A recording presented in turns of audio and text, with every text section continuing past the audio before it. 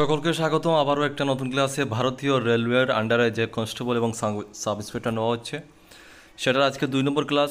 আপনাদের ক্লাসটা আমি করাচ্ছি আমাদের গাইডবুক থেকে। গাইডবুকটা অলরেডি হয়ে গেছে, অনেকে নিয়ে নিচ্ছেন।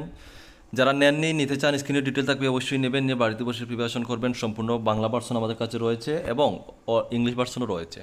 প্রাইস সব কিছু স্ক্রিনেরও থাকবে, আপনারা হোয়াটসঅ্যাপে যোগাযোগ করতে পারেন অথবা ফোন করতে পারেন। ঠিক আছে, সময় নষ্ট করবো না, ক্লাসটা শুরু করবো। আজকে যে টপিকটাতে ক্লাস করাবো সেটা আমরা দেখে নিচ্ছি। টপিকটা আজকে জেনারেল অ্যাওয়ারনেসের। আমি এর আগের প্রথম যে ভিডিও ছিল আপনাদেরকে সেখানে দিয়েছিলাম প্রথম ক্লাসে হিস্টোরি থেকে।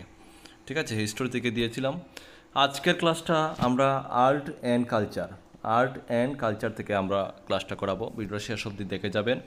আর আবারও বলছি, সিলেবাসটা অনেকটাই বড়, যেহেতু অনেক বড় একটা ডিপার্টমেন্টের অনেক বড় একটা এক্সাম হচ্ছে, অল ওভার ইন্ডিয়াতে হবে। সম্পূর্ণ কাট অফের মাধ্যমে কিন্তু আপনাদেরকে কাট অফ যদি আপনারা ক্লিয়ার করতে পারেন তাহলেই আপনারা ফিজিক্যালের জন্য ডাক পাবেন প্রথমেই, যেহেতু এক্সাম হচ্ছে।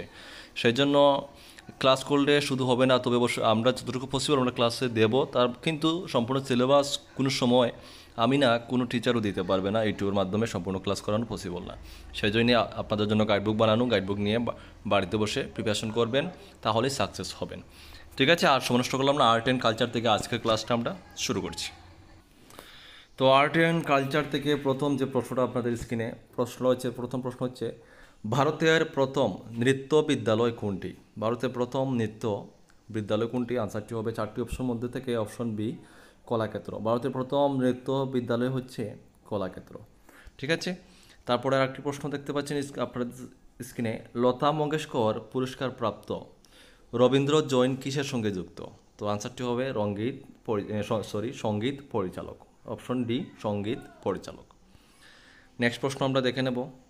নেক্সট প্রশ্ন আপনাদের স্ক্রিনে, ভারতে কে প্রথম গান রেকর্ডিং করেন? ভারতে কে প্রথম গান রেকর্ডিং করেন? আনসারটি হবে শশী মুখী। রাইট আনসার হবে অপশন ডি, শশী মুখী। তারপরের প্রশ্ন হচ্ছে, কোন নৃত্যনাট্য সংস্কৃতে প্রথম পরিবেশিত হয়? আনসার হবে অপশন ডি, কৃষ্ণ গীতি। ঠিক আছে, অপশন ডি, কৃষ্ণ গীতি। পরের প্রশ্ন দেখুন, প্রথম নৃত্যনাট্য কবে পরিবেশিত হয়? তো আনসারটি হবে সপ্তদশ শতাব্দীতে। কবে? সপ্তদশ শতাব্দীতে। তারপরের প্রশ্ন রয়েছে, টুংরি গানের জনক কাকে বলা হয়? টুংরি গানের জনক কাকে বলা হয়? আনসারটি হবে ওয়াজেদ আলী শাহ। ওয়াজেদ আলী শাহ। নেক্সট প্রশ্ন, প্রথম গানের রেকর্ড হয় কোন সালে? তো আনসার হবে আপনাদের অপশন ডি, 1902 সালে। তারপরের প্রশ্ন, উল্লাস কাশলকর কিসের সঙ্গে যুক্ত? আনসার হবে কণ্ঠ সঙ্গীত। ঠিক আছে, কণ্ঠ সঙ্গীত। নেক্সট প্রশ্ন দেখুন, ভারতীয় সঙ্গীত প্রথম কোন সালে রেকর্ডিং হয়? ভারতীয় সঙ্গীত প্রথম কোন সালে রেকর্ডিং হয়? আনসারটি হবে 1898 সালে। 1898 সালে। তারপরের প্রশ্ন হচ্ছে, তেরাতলি কুতাকার নৃত্য। তেরাতলি কুতাকার নৃত্য। আনসারটি হবে রাজস্থান। ঠিক আছে, নেক্সট প্রশ্ন দেখুন, নিখিল ব্যানার্জি কোন বাদ্যযন্ত্রের সঙ্গে জড়িত? নিখিল ব্যানার্জি কোন বাদ্যযন্ত্রের সঙ্গে জড়িত? আনসারটি হচ্ছে সেতার। নেক্সট প্রশ্ন, রবীন্দ্রনাথ পূজারিণী কবিতা অবলম্বনে কোন নাটকটি রচনা করেন? রবীন্দ্রনাথ পূজারিণী কবিতা অবলম্বনে কোন নাটকটি রচনা করেন? আনসারটি হবে নটির পূজা। Option A. তারপরের প্রশ্ন দেখুন, তৃপ্তি মিত্র কোন নাটকে শুধু একা অভিনয় করেন? আনসারটি হচ্ছে অপরাজিতা। অপশন সি সঠিক উত্তর। নেক্সট প্রশ্ন, যুক্তিতক্ক গপ্প ছবিটি কে পরিচালনা করেছেন? তো আনসারটি হচ্ছে আপনাদের ঋত্বিক ঘটক। অপশন ডি হবে একদম সঠিক উত্তর।